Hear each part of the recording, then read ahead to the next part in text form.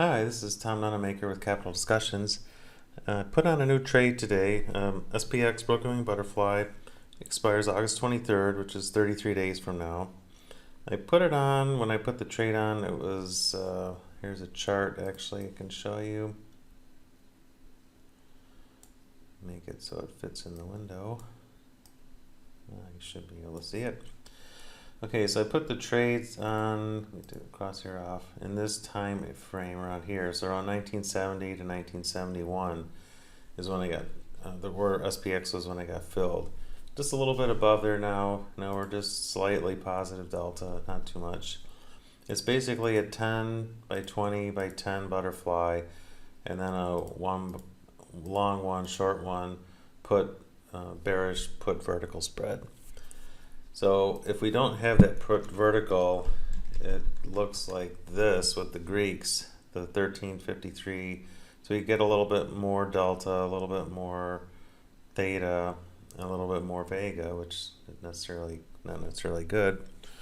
And if we look at the existing position and then both, we can compare to see what it looks like if we superimpose it. So you can see right now where we are. Let me make this a little bit farther out.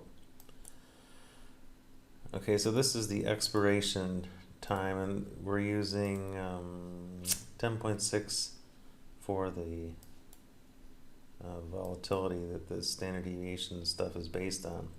So the pink is 1 standard deviation, the magenta or blue is 2. So here's 2 standard deviations at expiration. Now if we go T plus 17, which if we right click on it, that's August 7th, 2 standard deviations takes us out to 1885. So that's why an option view is saying 97% probability of profit. Now what would happen if we had a sell-off? Volatility would go up. Right now the at the money put volatility is 10.4. So let's just put in 12%, just bump it up a little bit, and then see where that standard deviation cone goes to. So it extended quite a bit all the way down to here. So the volatility, you can't just say that, volatility is 10.4, I'm going to punch that in, look at my standard deviations, think, oh, life is good, I've got a 96% chance. Because the vols pop, that 96%, say we go two points up in vol, which isn't hard to do. Now you're looking at, down here for 2 standard deviations and only a 93%, which is still pretty high, obviously, but not 96. So it's not as guaranteed in the bag, and it can do that. Now there's a long tail standard deviation where you'll go 5, 6, 7 standard deviation moves, which those happen more frequently than statistics would assume or predict that they would. So they will happen once in a while, so you just have to be prepared for that. So I'll just use, let's see, we're right. Oh, 12.4 is fine. So now if we're going to superimpose these two again, you can see that the blue line, let me zoom in a little bit. The blue line's with the put debit spread, and the brown line is the one without, or orange now when I click on it. But you can see how there's a little bit of difference, and the farther down you go, here's the 1940 area where they kind of cross. So with the put debit spread, you see you're giving up a little bit of profit from here, 1800 down to 1321. So almost $500 of profit you're giving up here.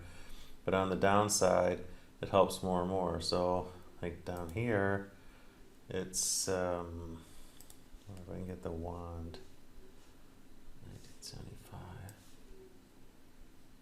But see there, it's, the P&L is 28.72, and here it is 26. So it's another $1,000 of profit you would have down here. So you're giving up 500 to make an extra 1,000 down here, and you can see it lifts the whole risk graph all the way down here. It's that constant $1,000 pickup. So if you do sell off, it's going to help you a lot, and you can see where it crosses over here. If we go T plus 1, that's tomorrow. Without the hedge, the downside break even is 1929. With the hedge, 1919. So you get an extra 10 points on the downside, which is why we put the hedge on. Just because if it goes up, no problem, right? But if it goes down, vols pick up, it pushes this whole line down. So if I push up the vol, watch these lines go down, boom, like that. So that's what's going to happen if the vol goes up. So we want to try and keep this flat, and the debit spread reduces the vega a little bit, not a lot, but it does help a little, and that's kind of why we do it. So that's the trade I've got on, and we can look at the Greeks and everything. I put it up on the forum. Here's the Greek calculations. So we're looking awfully good. Our theta to delta ratios are fine. Really low gamma, which is what you'd expect, positive delta, decent theta. So we're set up for another trade, so we'll just do it. Now, one thing that's interesting, I took a picture. The portfolio margin, it's just under $20,000 for this trade at Interactive Brokers, but the Reg T is $33,679. So we're getting quite a good benefit from portfolio margin right now. If it sells off, obviously the PM margin is going to increase, but for now it's nice that it's only using 2/3 of what the Reg T margin is. All right, so that's the trade update. We'll keep you updated tomorrow.